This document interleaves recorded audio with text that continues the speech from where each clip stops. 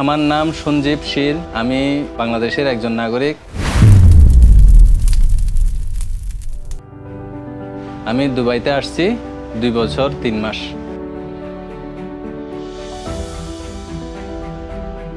আমার একজন বন্ধু আছে, ও আমাকে দেখাইছে।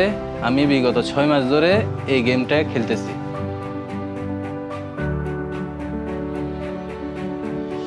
আমি সামাল খায়ের মোবাইল শপ থেকে এই টিকিটটা কিনেছি।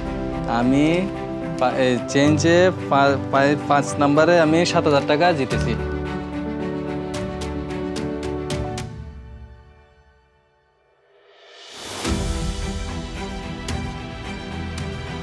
আমি এই গেম থেকে 7,000 টাকা জিতেছি। আপনারাও জিততে পারেন। আপনারাও চাইলে খেলতে পারেন, সমস্যা নাই। আসে টিকিটটা নিতে পারেন, পর আপনারাও জিততে পারেন। I like you win, I trust you win the best. Thank you, you win.